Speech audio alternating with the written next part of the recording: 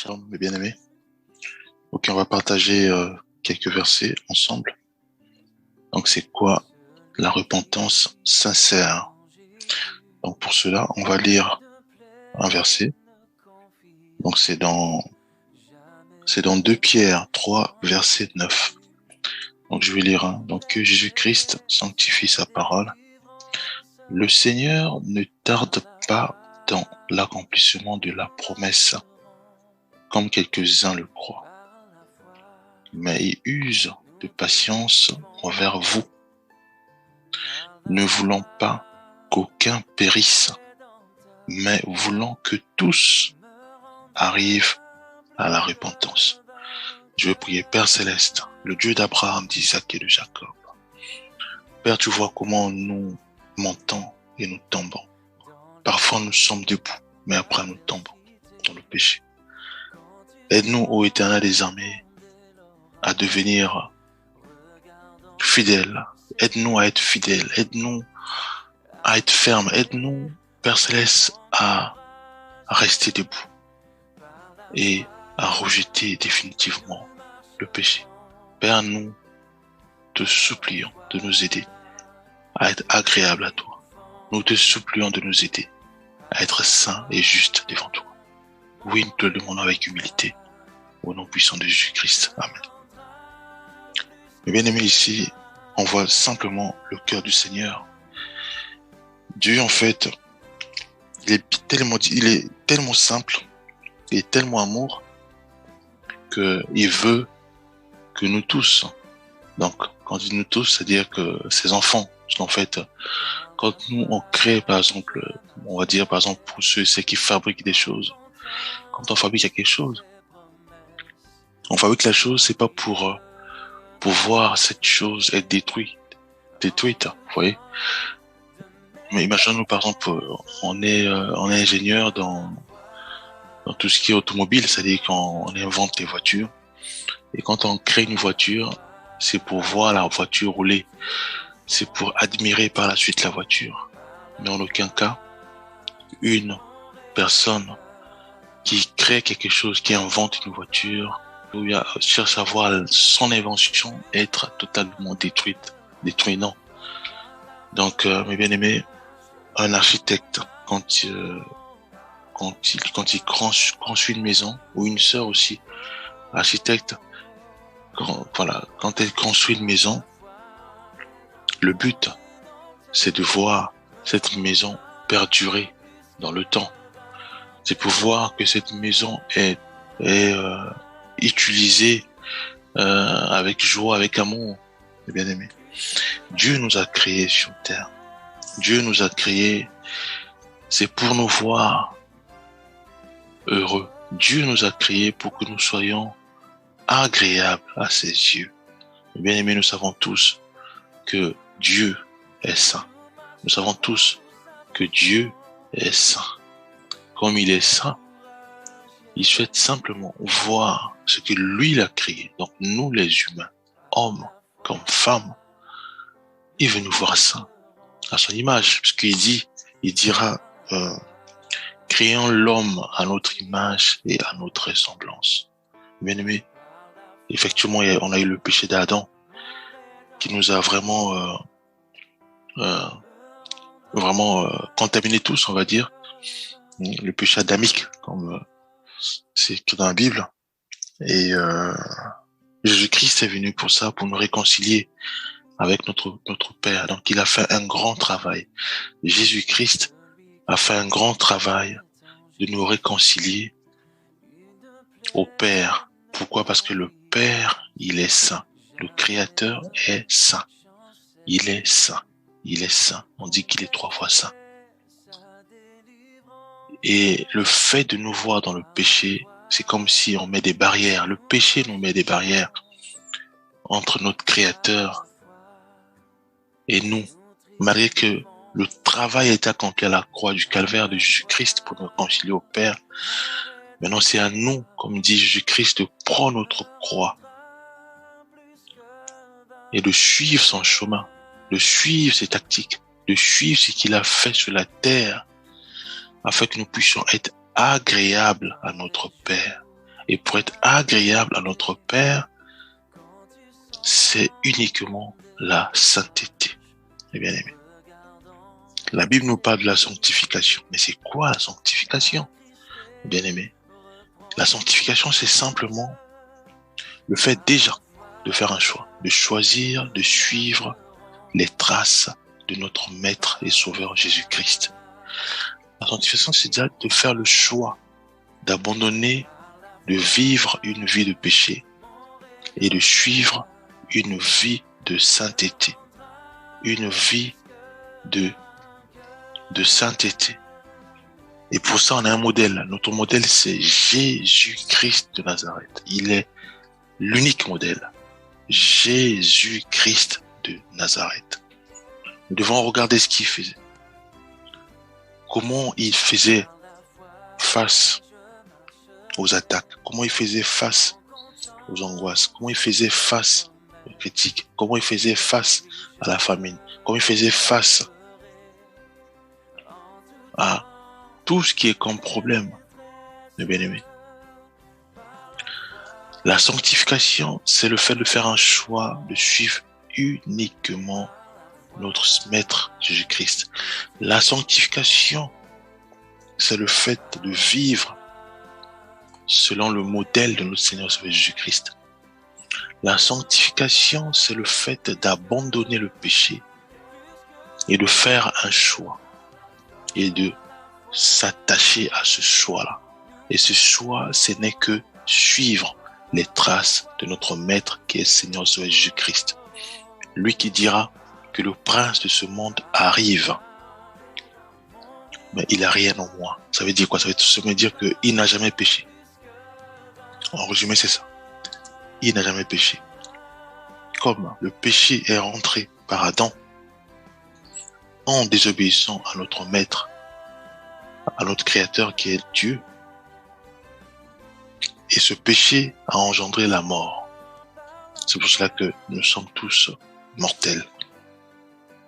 Et Jésus-Christ a triomphé du péché et aussi a triomphé de la mort. Bien aimé, puisque la mort, c'est la conséquence du péché adamique. Donc, si nous péchons, effectivement, il y a aussi la mort. De toute façon, le fait qu'il y a eu le péché adamique, donc il y a eu la mort dans le monde. Donc, notre but ultime, c'est de vivre dans la sanctification, bien aimé. Et la sanctification, c'est de faire un choix volontaire. C'est-à-dire que j'abandonne la vie de péché et maintenant, je dois suivre uniquement la vie de Christ, la vie de Jésus-Christ. Dans la prière, bien sûr, puisque de nous-mêmes, on peut rien faire. De nous-mêmes, on n'a pas la force. C'est la miséricorde du Seigneur Jésus-Christ. C'est la grâce de notre Père, la grâce. C'est l'Esprit Saint de Dieu qui nous convainc du péché, qui va nous aider à vivre dans la vie de la sanctification. Mais pour cela, mes bien-aimés, nous devons faire un choix au départ, de se dire, dans la prière bien sûr, que Père, je suis fatigué. Je suis fatigué de tomber tous les jours dans le péché. Je suis fatigué de faire la cour, par exemple, à des sœurs ou à des frères. Je suis fatigué de voler. Je suis fatigué de pécher dans le cannabis, dans la cigarette, dans tout sortes d'addictions. Je suis fatigué. Détester mon frère, ma sœur. Je suis fatigué. Je suis fatigué d'être tout le temps en colère. Pour rien, je suis fatigué. Être rempli de haine pour mon prochain. Je suis fatigué, mes bien-aimés. De voler, je suis fatigué. De mentir, je suis fatigué d'attrister les autres par mes langages, par mes discours. Je suis fatigué de pécher. Bien-aimés, c'est ce choix-là c'est l'élément déclencheur. Nous devons, dans la prière, faire ce choix en disant que je suis fatigué. Maintenant, aide-moi. Aide-moi à ne plus jamais pratiquer ces genres de choses. Aide-moi à ne plus jamais pratiquer les chamailles, disputes. Je cite jusqu'à Galates 5, à partir du verset 16 jusqu'à 18, où il est parlé des œuvres de la chair. Donc, dans la prière, nous demandons au Seigneur de nous aider à nous débarrasser du péché, à nous débarrasser du péché, à nous débarrasser de la vie de péché que nous vivons, que nous menons avant. Que Dieu nous aide à nous débarrasser de ça, de manière à ce que nous puissions, dans la miséricorde du Seigneur, pratiquer uniquement les choses du Seigneur, pratiquant uniquement la vie de la sanctification, qui bannit totalement le péché, qui bannit totalement les œuvres de la chair. Dans Galates 5, verset 16 jusqu'à 18 par là.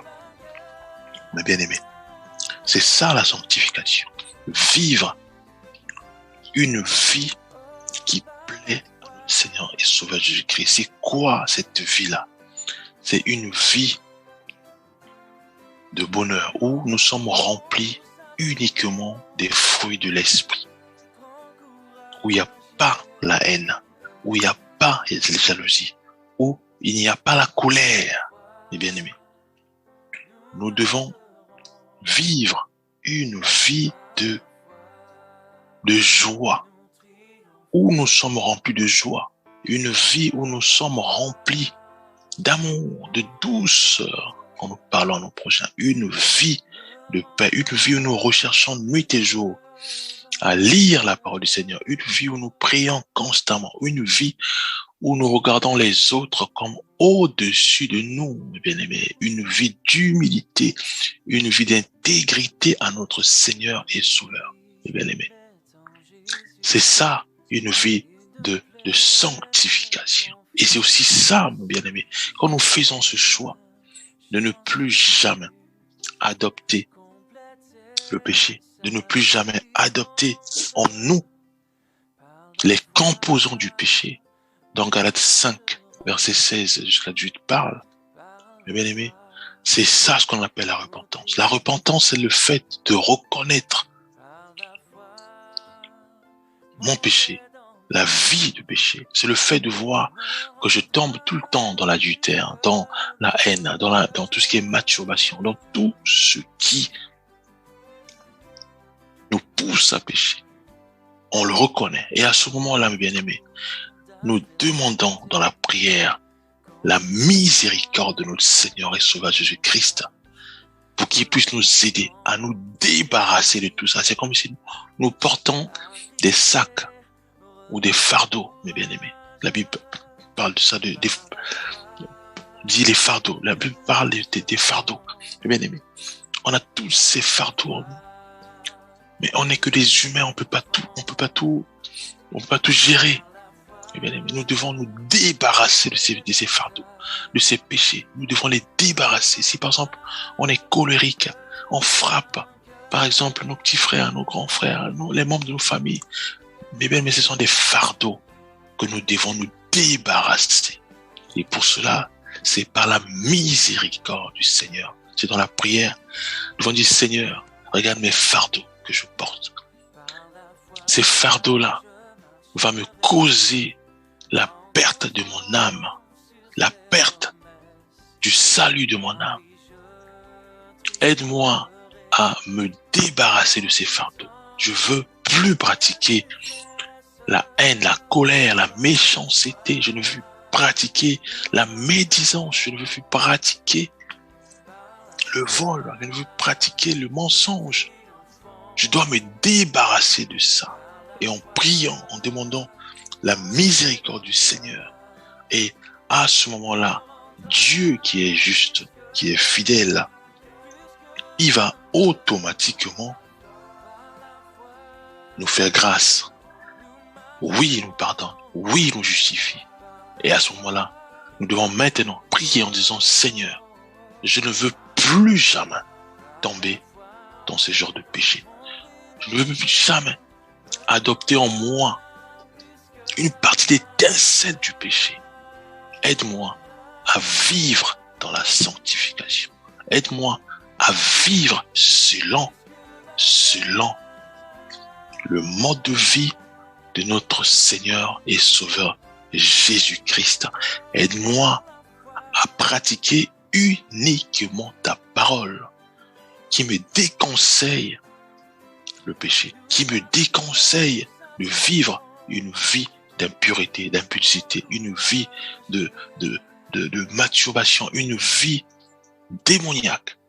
Le Seigneur qui est fidèle et juste, il va commencer à travers son Esprit Saint nous parler, nous orienter, nous former. Et à ce moment-là, bien aimé, nous devons être intègres comme Job, intègres à notre Seigneur et Sauveur Jésus-Christ. Si des pensées de la haine arrivent, nous devons lier ces pensées. Nous devons prier.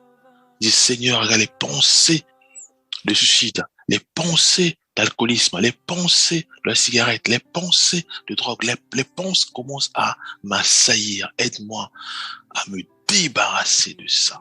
Bien-aimé, c'est pour cela que nous devons vivre une vie de prière. La Bible nous demande de prier sans cesse afin de ne pas tomber en tentation. Bien-aimé, la chair est faible, mais l'esprit est bien disposé. Nous devons prier. C'est la prière qui nous débarrasse de ces pensées du péché. La prière nous débarrasse de l'impureté. La prière nous fait grâce et nous éloigne du péché. La prière, la vie de prière constante nous aide à avoir nos regards fixés vers le Maître, à avoir nos regards fixés vers notre Créateur. La prière nous aide à fuir l'impudicité, puisque Dieu nous demande de fuir l'impudicité et non de résister à l'impudicité.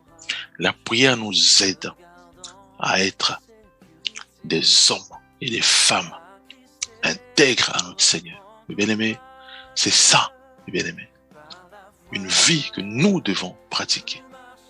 Et en faisant ici, où nous avons pris notre position, qui consiste simplement à imiter notre Maître et Sauveur Jésus-Christ, mes bien-aimés, nous avons pris cette position et nous prions maintenant que Dieu nous aide à appliquer les traces de notre Maître et Sauveur Jésus-Christ. Et à ce moment-là, mes bien-aimés, l'Esprit Saint de Dieu qui est réel, qui est avec nous, va commencer à nous orienter, à nous préparer afin que nous puissions plus jamais manifester la haine, la colère, sortir des gros mots, comme on a l'habitude de faire maintenant, c'est fréquent.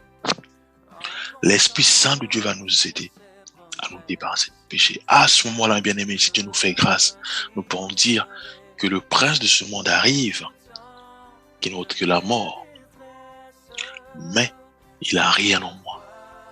Mais bien aimé, quelle grâce d'arriver à ce point-là où Dieu nous agrée parce que nous sommes fidèles, comme il dira au malin au sujet de Job, que tu as remarqué mon serviteur Job, il est intègre.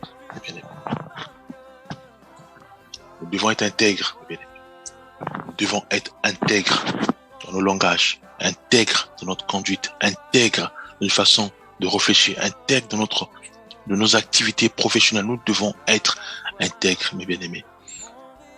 Le salut de l'âme en dépend. Père, nous sommes des humains. Nous sommes des humains et nous avons toutes les clés devant nous.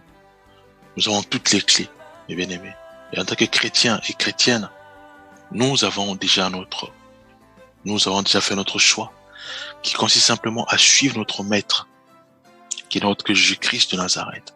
Un chrétien ou une chrétienne doit vivre, c'est une obligation, doit vivre une vie de sanctification dans la prière et en recherchant la miséricorde du Seigneur. Un chrétien ou une chrétienne doit bannir, donc doit, comme on dit, prendre tous ses fardeaux, ses charges, doit prendre tout cela.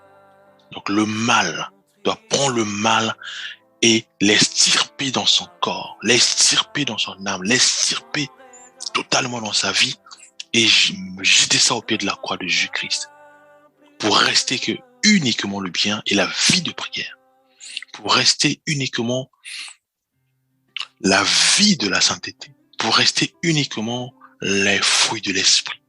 Un chrétien ou une chrétienne doit prendre dans la prière, bien sûr, prendre dans son corps, dans son âme, dans son esprit, tous les œuvres de la chair, la haine, la colère, le chamaille, dispute, les jalousies, toutes sortes de la chair, doit prendre cela, l'extirper dans son corps, dans son âme, et jeter ça au pied de la croix de Jésus-Christ.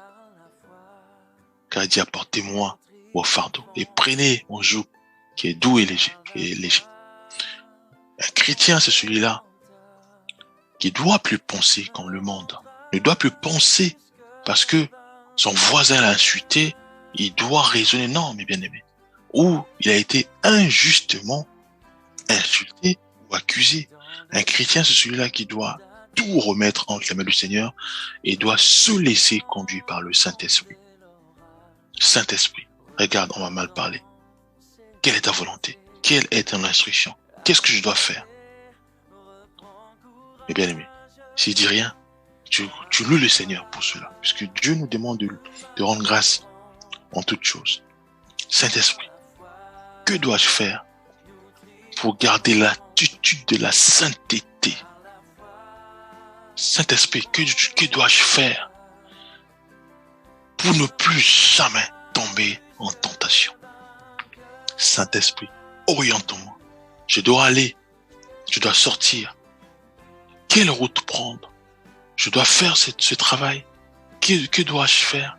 Saint-Esprit, oriente-moi, car je sais que tu es réel, tu es là, tu es parmi nous, tu es avec nous et tu es là pour nous aider, pour nous rappeler la parole du Christ, afin que nous puissions aussi faire comme lui, puisque lui, il est reparti vers le Père, mes bien-aimés.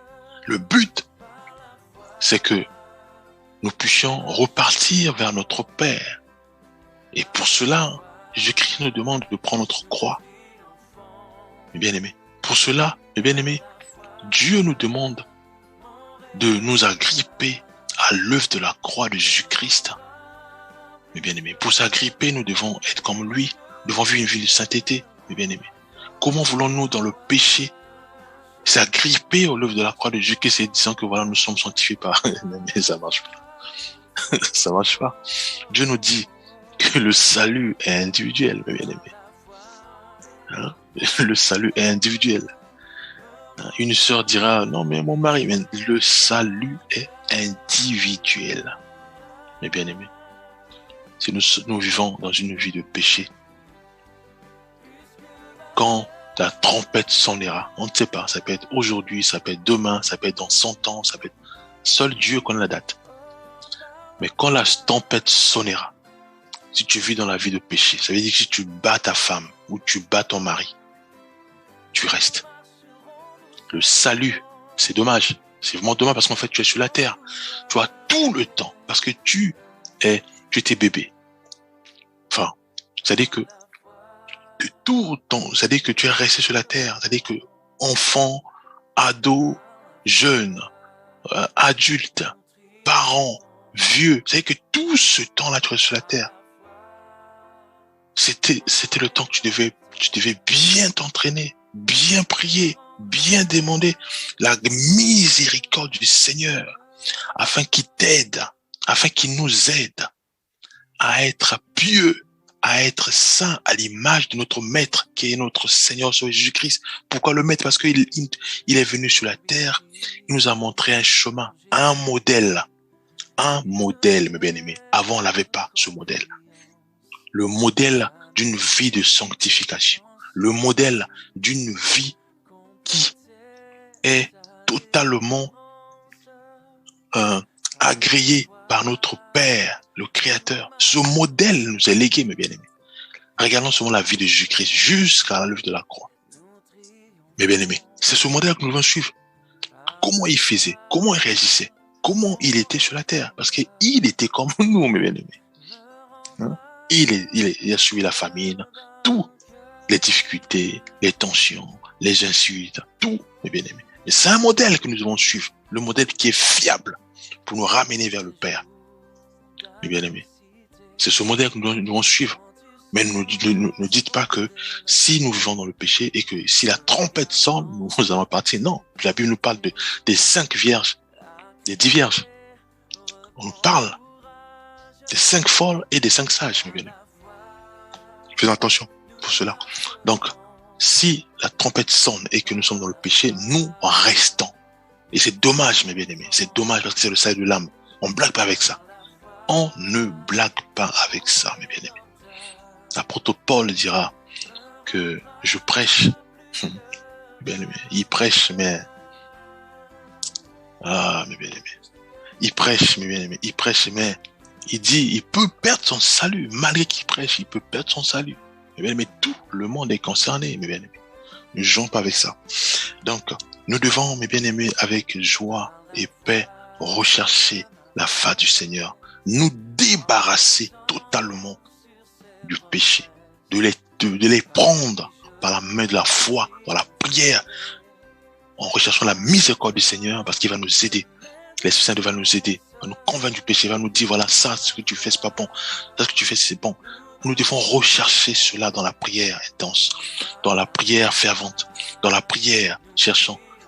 Père, révèle-moi l'état de mon âme. Révèle-moi. Parce que je veux vivre une vie de sanctification, une vie à l'image de notre Christ. Mes bien-aimés, c'est ça la repentance. En recherchant notre péché, en recherchant ce qui nous bloque. Parce qu'on peut vivre le péché sans se rendre compte. On parle mal à mon époux, je parle mal par exemple. Nous parlons mal par exemple à notre épouse, nous parlons mal à notre époux, nous parlons mal à nos enfants. On ne se rend pas compte, mes bien-aimés. C'est en face où la sœur peut dire voilà, tu me parles tout mal. Ah bon?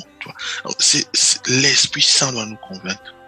C'est lui qui nous convainc du péché. On doit nous demander, Seigneur, révèle-moi ce qui bloque encore, ce qui me bloque. Ce qui me bloque.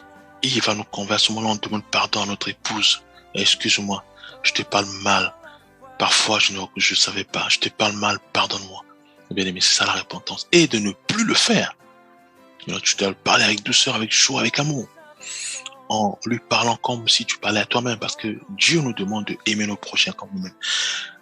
Donc, c'est ça, nous devons rechercher la repentance sincère. Nous devons nous agripper de l'œuvre de la croix accomplie de notre Maître et Seigneur Jésus-Christ. Et pour cela, nous devons vivre une vie de sanctification à l'image de notre Maître qui est Christ et Jésus. Mes bien-aimés, nous devons plus que jamais vivre une vie de sanctification. Mes bien-aimés frères et sœurs, nous devons vivre une vie à l'image de notre modèle parfait qui est Christ et Jésus. Pour cela, bien aimés, nous devons méditer les 4 évangiles. Bien sûr, il y en a beaucoup aussi des évangiles de Paul. Méditer les 4 évangiles, bien aimés, Matthieu, Marc, Luc, Jean. Scrutez comment il faisait notre Maître Jésus-Christ. Comment il faisait. Nous devons méditer point par point, mot par mot. Ses réactions, ce qu'il disait. Jésus-Christ, bien sûr, bien aimé. Bien entendu, ne pas oublier Ésaïe 51. On nous parle du profit de Jésus-Christ, mes bien-aimés. Voilà, il est important, mes frères et sœurs, que nous puissions réellement être les chrétiens. Parce qu'un chrétien, c'est pas celui-là ou celle-là qui croit en Jésus-Christ, mais qui vit une vie de péché. Non, c'est pas ça, bien-aimé, un chrétien ou une chrétienne. Un chrétien ou une chrétienne, c'est celui-là qui croit à Jésus-Christ comme maître et sauveur Jésus-Christ et qui le suit, puisque c'est celui-là qui est disciple de Jésus-Christ, qui doit suivre ses traces, qui doit suivre ce qu'il lui faisait, qui doit suivre son modèle, qui doit suivre sa vie. Lui, il était une vie. Jésus-Christ, il une vie de prière, de sanctification, une vie d'amour, de joie. Bien aimé. C'est ça un chrétien, un disciple de Jésus-Christ. Mais bien aimé. Nous devons être des chrétiens, mes bien-aimés, des véritables chrétiens, mes bien-aimés, à l'image de notre Maître, qui est notre Seigneur et Sauveur Jésus-Christ. Nous devons vivre une vie de sanctification, sans laquelle personne ne verra le Seigneur. Personne, mes bien-aimés. C'est dommage, parce qu'on est sur la terre. La Bible nous dit qu'il est permis à un homme, une femme bien sûr, aussi une femme bien sûr, de mourir une seule fois. On meurt où? Sur la terre, mes bien-aimés. On meurt sur la terre. On dit bien une seule fois. Après quoi vient le jugement? Ça veut dire que si nous mourons aujourd'hui, mes bien-aimés, ou dans 100 ans, ou dans 10 ans, ça dépend de l'âge de chacun de nous, et que nous menons pas une vie de sanctification, mais quand nous menons une vie de débauche, mes bien-aimés, nous allons directement tomber dans le jugement. Donc il n'y a pas ce qu'on appelle une séquence, il n'y a pas, comme on dit, voilà, fais-moi grâce après la mort. Non, c'est la parole qui s'accomplit maintenant, parce que Dieu tient à sa parole. De la manière, il nous demande de lire la parole du Seigneur, de la manière, il applique sa parole. Et la parole du Seigneur dit que si tu recherches Dieu dans tout ton cœur, il va se révéler en toi. Il applique sa parole. Il a aussi dit que quand tu vas quitter cette terre, ça veut dire que tu meurs. Mais après c'est le jugement. Donc il n'y a plus autre chose que le jugement. Donc la prière de repentance n'existe plus. Bien aimé. Ne dis pas que voilà, dès que tu meurs, non, je vais prier pour que Dieu me pardonne. Non, ça n'existe plus. C'est sur la terre que tu dois le faire. Tu dois demander pardon, Seigneur, c'est sur la terre. Tu vois, toutes les années, mes bien-aimés.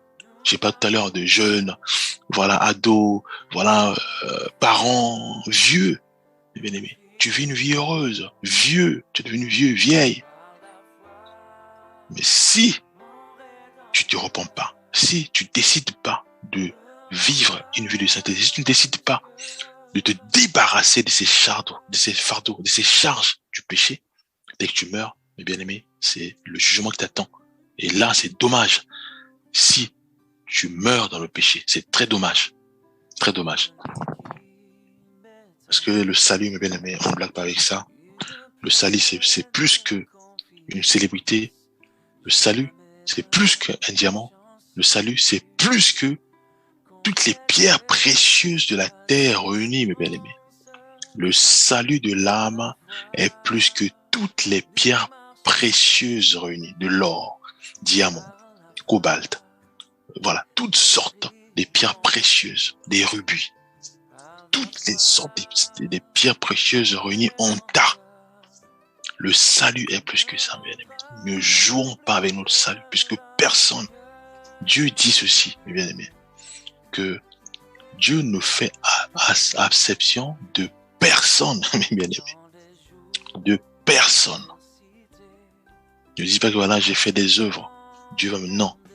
Ne dis pas que non, voilà, je m'accroche à l'œuvre de la croix de Jésus-Christ si tu es dans le péché. Et bien aimé, c'est dommage parce que tu resteras. Voilà, on va prier. Père Céleste, toi qui es saint, juste et véritable. Oh Père, tu vois comment nous sommes faibles, Père Céleste. Tu vois comment nous te recherchons nuit et jour. Tu vois comment, Père Céleste, nous te recherchons nuit et jour. Aide-nous, ô Éternel des armées, vraiment, aide-nous. Aide-nous à vivre une vie de sainteté, une vie de sanctification, une vie où nous avons fait notre choix, d'avoir nos pensées fixées uniquement vers notre Maître qui est notre Christ Jésus, d'avoir nos langages, nos yeux, nos 5 sens orientés uniquement dans la parole du Seigneur, de manière à ne plus jamais adopter une fine partie du péché en nous. Père, nous t'implorons, nous te supplions, aide-nous, Père Céleste, à arriver à la stature parfaite de Christ. Oui, stature parfaite de Christ. Nous t'implorons, aide-nous, Père Céleste. Car nous voulons avec humilité et foi, selon ta miséricorde, selon ta grâce, garantir notre salut de l'âme ô Éternel des armées, garantir notre salut de l'âme. C'est pour cela, aide-nous à y parvenir. Nous t'implorons et nous te supplions. Au nom de Jésus-Christ. Amen.